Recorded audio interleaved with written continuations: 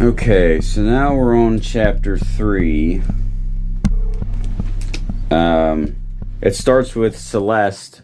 She goes to a plastic surgeon to get a glycolic peel. I don't know what that is. And while she's there, she sees some of the older ladies there, and she's still young and attractive, so of course there's going to be some kind of jealousy there, obviously. And right here it says, I can't see shit without my glasses. Knowing the miseries of my future body, most of them couldn't help but give me a smile filled with sadistic delight. "You have beautiful skin," one told me once. She seemed to squirm with relish as she said the words. It was no different from kicking me in the ribs and saying, "Everything on you will one day sag." But for now, every inch of my flesh was perfectly taut. If I were to run out to the lobby mid-treatment and shed my bathrobe, the sight of my immaculate abdomen would likely have caused these withered creatures to fall to their knees crying and break a hip. Suck it, old people. It's awesome to be young. I mean, for me it was. It was good. It was fun. It was fun while it lasted. Okay, so Celeste is having a spa day. And she's going on she's got a Sherpa, and she's going up a mountain, to climb a mountain. What the fuck? She's going on a shopping spree. I was looking right at the word, too. Shopping sprees. I can't fucking... I really gotta find my glasses. Somebody knocked on my door earlier, and I just answered it, and I had like a full-blown conversation with them, and I have no idea who it was. Okay, so Celeste is, so she's having her shopping spree. She's having some girl time. She's thinking about, Jack Patrick, that boy she is, hunting. His behavior in the classroom was promising. Self-doubtful, but alert. Laughing when I or one of his classmates made a joke, but not making them himself or asking for the class's attention. Each day he wore a t-shirt and sport-like mesh shorts that fell just below his knees, but his lower calves suggested that his upper thighs were covered in a thin layer of blonde hair. In the light, these tufts seemed like a gossamer confection. If licked, I imagine they would dissolve on my tongue. Jesus, lady. Calm down. See, this is why you have to get a hobby. This is why you have to find something else to focus on. I mean, any hobby. Flying a kite, collecting Pokemon cards. Well, maybe not the Pokemon cards. That's a little too close to her other interests. It does kind of seem like that's how pedophiles act, though. It's like, oh, gotta catch them all. Okay, we're still hunting Jack here. Can't... Hang on, I got something. I have something around here.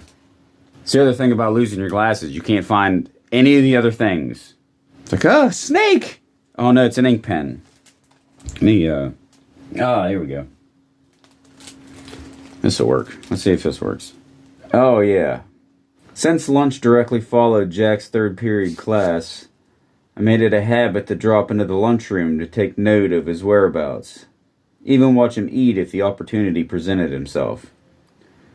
Less than a month after school started, I'd already begun to shut his peers out with the myopic blindness a focused goal brings.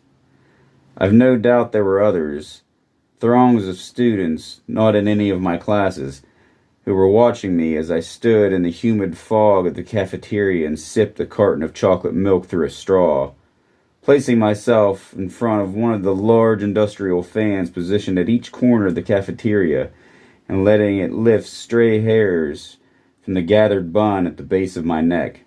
I'm never going to hear that Hot for Teacher song the same way. This book has ruined that. Like, what? Seriously, what if somebody's going to adapt this into a movie? I guarantee it. It's going to happen. It's probably already in the works. It's probably already out. It's probably on Netflix or something.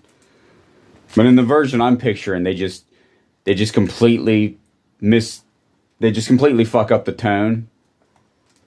And that's the trailer. It's her like leaning in the doorway sipping a chocolate milk, and it's playing that Van Halen song. I got it bad, got it bad, got it bad. I'm half a teacher. Tampa. Coming soon. Fun for the whole family. Bring the kids. So she's still trying to creep on Jack Patrick in the cafeteria when another teacher, Janet Feinlog, sits next to her and starts talking in her ear. Now, Janet, we talked about her in an earlier chapter. Janet hates her fucking job with a passion. She's older. She's wiser. She's learned that there's no hope for these fucking kids. They're all a bunch of little evil gremlins who are just going to turn into assholes and just keep being shitty. Always shitty, forever and ever. That's not in the book. That's just my interpretation. Okay, so while Janet's talking to her, this is what's going on with Celeste in her head. I nodded, solemnly looking at her feet. If I gifted her a pair that weren't Velcro, would she wear them? Likely not. She frequently removed her shoes in the teacher's lounge, letting the dogs breathe, as she called it. And when she put them back on, there was no need to bend down and tie anything. She simply latched the Velcro back up by running the opposite foot's calloused heel along the straps. I know that's designed to make Janet seem like gross or weathered and old and worn out, but I'm identifying a lot with Janet. Like, I wear Air Force Ones, but like not because it's like stylish or I'm trying to be like, hey fellow young kids. It's because they have that Velcro strap at the top, so I don't need to tie them. I just strap them and go. It's pretty convenient. So yeah, leave Janet's gross ass feet out of this. That's her business. Okay, so right now she's in class and she's listening to the students read Romeo and Juliet for the 5th time that day. So she's kind of over it. At times I wish that my genitals were prosthetic, something I could slip out of. They were a constant drone of stimulation. Their requests hummed aloud throughout my life like a never-ending soundtrack. And everywhere I looked, there were young male bodies. I had to watch their fingers idly drum on desktops. Their nascent biceps flex as they raised a hand to their ear for a scratch. The pink buds of their tongues emerged to wet the corners of their mouths. By the end of the day, the stink of pheromones clung to the walls of the classrooms like wet paint and made me dizzy. Okay, now that school is over, all the kids are going out to the bus, and 2 of the kids start fighting. So, of course, this, you got you got 2 little boys rolling around on the ground. So old Celeste, her mind starts erasing, like like it always does. I had to get myself in the middle of their brawl.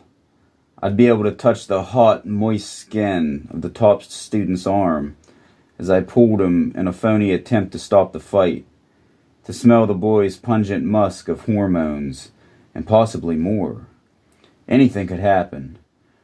I could get pulled to the ground and sandwiched between their squirming torsos. My clothes might be ripped from my body in the fray. Alright. But basically all she had to do was just like touch the kid's arm and they immediately stopped fighting. So she's disappointed that she didn't get to roll around in the dirt with some boys. Okay, so back at home, Celeste lets her husband, Ford, have sex with her. And usually Ford doesn't like it when women smoke. But because he finally got some sex, he'll basically let her do anything. I usually needed a good half pack to calm down. And poor Ford, I imagine from his perspective, he's like, wow, I must have did a good job. She's got to smoke half a pack of cigarettes afterwards. Poor son of a bitch. Okay, so now she's thinking about Jack Patrick again. What I needed, what I desperately hoped to find in Jack, was a student whom I could wear down. One who, even if he initially felt like running, will gradually slow his pace and let me catch him. Again, get a hobby.